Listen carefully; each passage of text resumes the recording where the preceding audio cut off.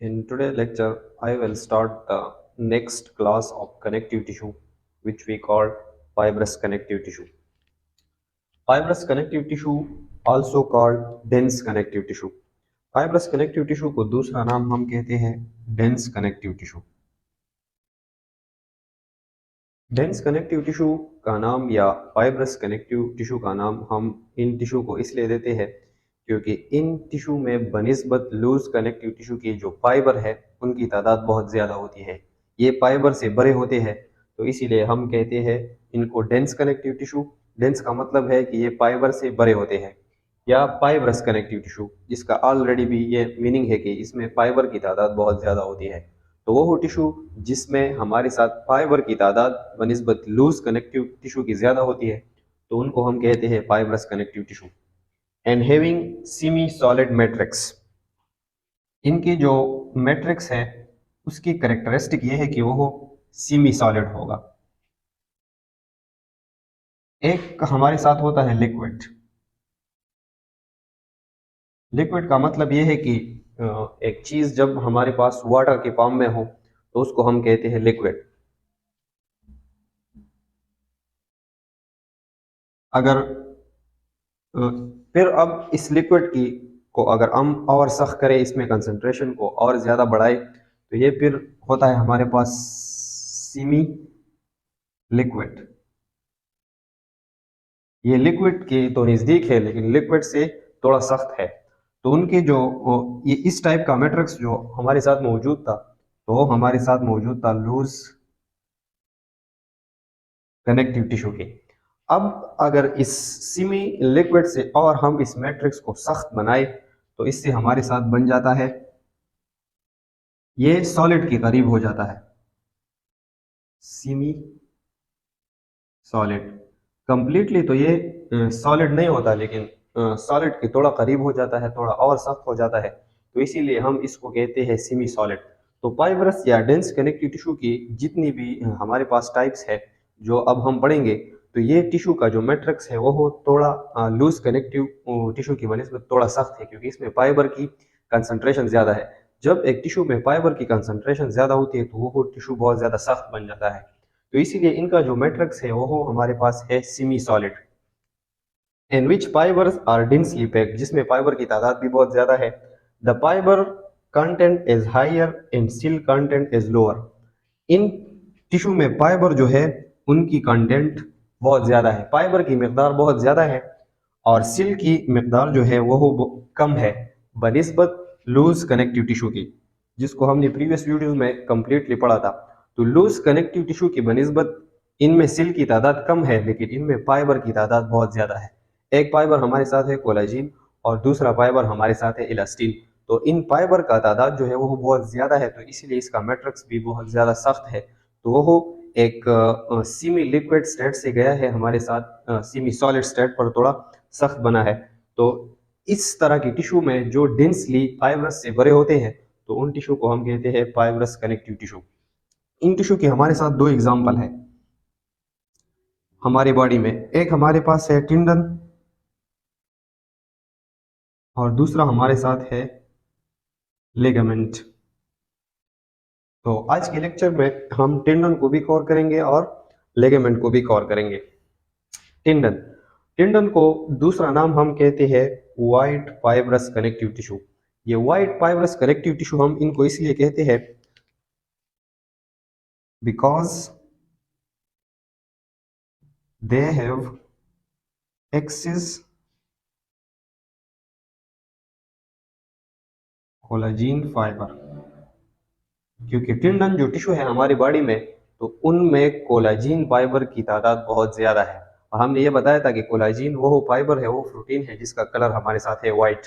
तो इसीलिए टिंडन को दूसरा नाम हम कहते हैं वाइट फाइब्रस कनेक्टिव टिश्यू की, क्योंकि इन टिश्यू का कलर जो है, अगर मैं इनको अब डायग्रामेटिकली शो करूंगा लास्ट में, तो आपको क्लियर हो जाएगा कि इनका कलर जो है इस कोलाजिन की वजह से वाइट है।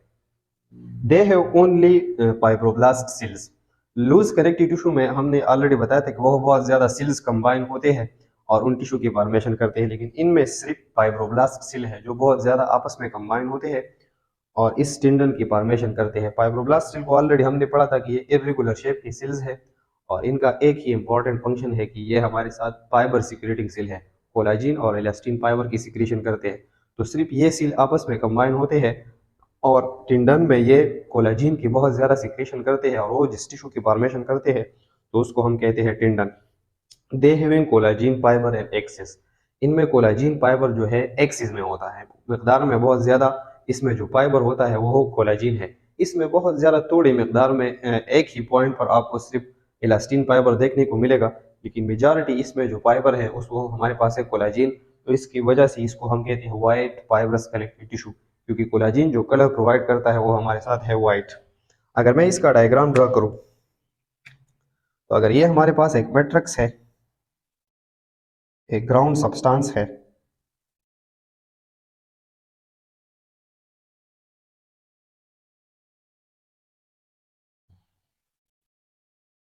और ये मैट्रिक्स हमारे साथ है सेमी सॉलिड, थोड़ा सख्त है क्योंकि इसमें फाइबर की तादाद बहुत ज़्यादा है।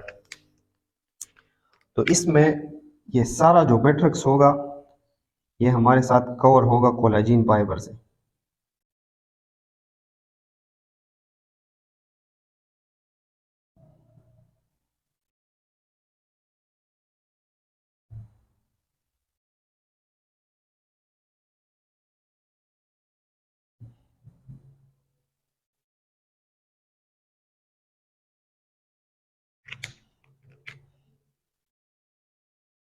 इसी तरह इसमें इस कोलाजिन फाइबर की कंसंट्रेशन बहुत ज़्यादा होगी और इन कोलाजिन फाइबर के दरमियान ही हमारे साथ होंगे फाइब्रोब्लास्ट सेल, जो इस तरह की इर्रेगुलर शेप की सेल्स होते हैं और यही सेल इस कोलाजिन फाइबर को सीक्रेट करती है।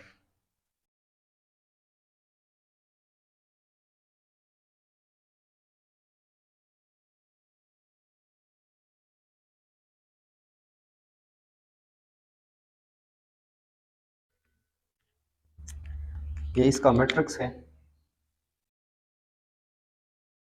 और इसका जो मैट्रिक्स है वो हमारे साथ है सेमी सॉलिड, थोड़ा सख्त है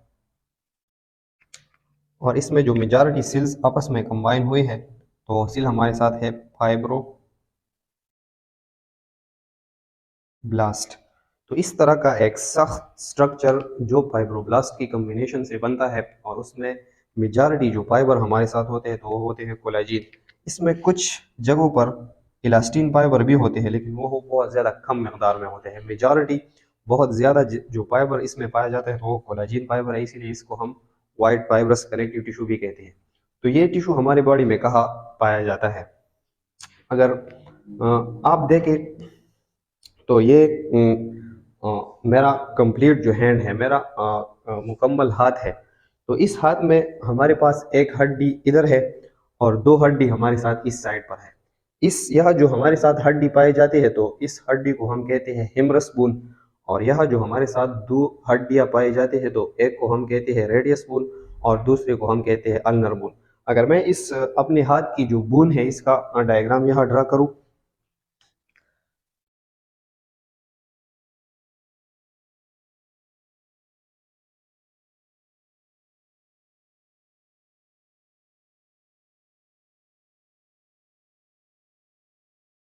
एक बोन ये है और इस तरह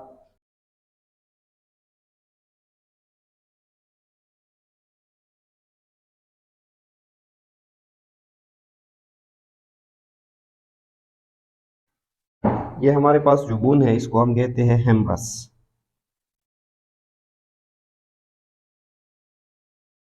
और इसमें वो बोन जो हमारे इस स्तंभ को आया है तो इस बोन को हम कहते हैं रेडियस और अपोजिट साइड पर जो बोन है इसको हम कहते हैं अल्ना।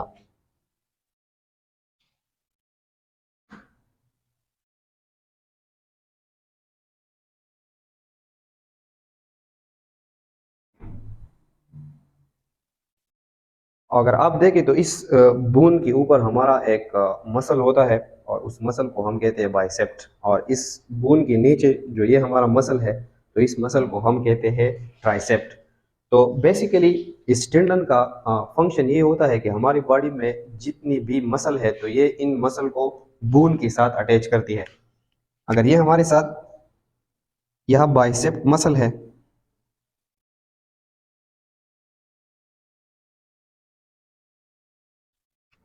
तो ये मसल जिस स्ट्रक्चर से इस बोन को अटैच होता है,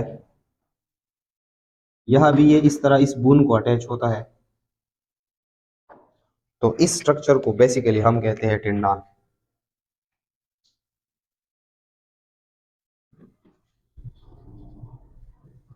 टेंडन हमारी बॉडी में वो फाइब्रस कनेक्टिव टिश्यू है जो मसल को हमारी बोन के साथ अटैच करती है। हम ऑलवेज ये उन जगहों पर पाए जाते हैं कि हमारी बॉडी में जितनी भी मसल है, अगर वो एक ट्राइसेप मसल है, अगर वो बाइसेप मसल है, जितनी भी हमारी बॉडी में मसल है, तो वो हमारी हड्डियों को जिस स्ट्रक्चर पर अटैच होते हैं, तो उन स्ट्रक्चर को हम कहते हैं टेंडन। तो एक इम्पॉर्टेंट जो टाइप था फाइब्रस कनेक्टिव टिश्यू का, तो हमारे पास था टेंडन। दूसरा जो फाइब्रस कनेक्टिव टिश्यू का टाइप है, तो उसको हम कहते हैं लिगामेंट। लिगामेंट को दूसरा नाम हम कहते हैं yellow fibrous connective tissue. Yellow fibrous connective tissue हम इसको इसलिए कहते हैं कि इसमें जिस फाइबर की कंसंट्रेशन सबसे ज्यादा होती है, तो वो फाइबर हमारे साथ है इलास्टिन। और इसमें भी हमारे साथ फाइब्रोब्लास्ट स्टिल है, लेकिन ये फाइब्रोब्लास्ट स्टिल जो है ये इलास्टिन की सिक्रीशन बहुत ज्यादा करती है बनिस्बत कोलेजिन के, तो इसीलिए इन फाइबर को हम कहते हैं येलो फाइब्रस कनेक्टिव टिश्यू। इनमें एक्सिस में हमारे साथ इलास्टिन फाइबर होता है। अगर मैं इसका डायग्राम ड्रा करूं,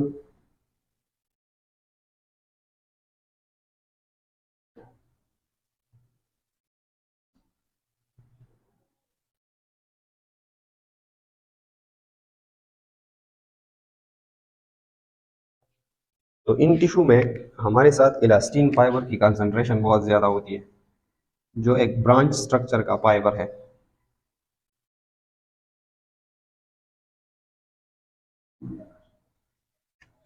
और फाइब्रोब्लास्ट सेल जो है वो आपस में कंबाइन होते हैं।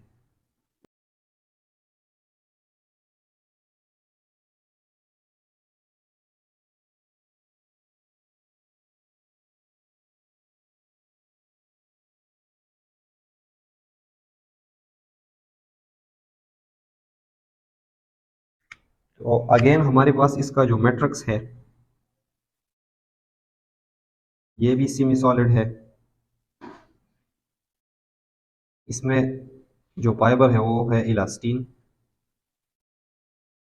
और इसमें जो सेल कंबाइन हुए हैं अगेन वो भी फाइब्रोब्लास्ट सेल है। तो ये हमारे साथ लिगामेंट का कंप्लीट स्ट्रक्चर है कि वो स्ट्रक्चर जिसमें फाइब्रोब्लास्ट स्टिल एक दूसरे के साथ कंबाइन होते हैं, और इसमें जो मेजर फाइबर है, जो मेजर प्रोटीन है, तो वो हमारे साथ है इलास्टिन, और ये भी एक सख्त स्ट्रक्चर है, इसीलिए इसको हम कहते हैं येलो फाइब्रस कनेक्टिव टिश्यू। इसमें कुछ जगहों पर कोलेजिन भी होगा, लेकिन उस कोलेजिन की कंसंट्रेशन जो है वो इलास्टिन के बनिस्बत बहुत ज़्यादा कम होगी, तो इसीलिए हम इसको कहते हैं येलो फाइब्रस कनेक्टिव टिश्यू। इसका इंपॉर्टेंट लोकेशन हमारी बॉडी में कहाँ है? अगर मैं अगेन ड्रा करूं कि ये हमारी बॉडी में एक बोन है,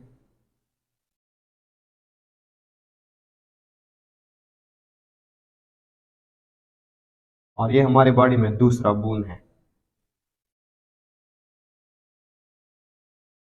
हमारी बॉडी में एक बोन दूसरी बोन के साथ जिस स्ट्रक्चर पर कनेक्ट होता है, तो उस स्ट्रक्चर को हम कहते हैं लिगामेंट। ये बोन इस दूसरी बोन के साथ जो स्ट्रक्चर कनेक्ट करती है, तो इस स्ट्रक्चर को हम कहते हैं लिगामेंट।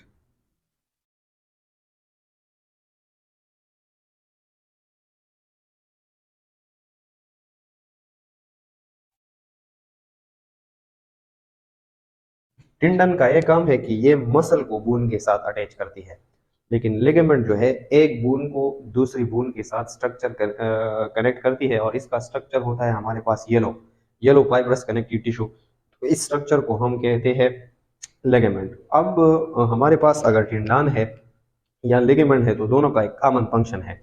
इनका फंक्शन हमारे पास है टेंसाइल स्ट्रेंथ। टेंसाइल स्ट्रेंथ हम किसको कहते हैं? ये हमारी बॉडी को एक ताकत प्रोवाइड करती है।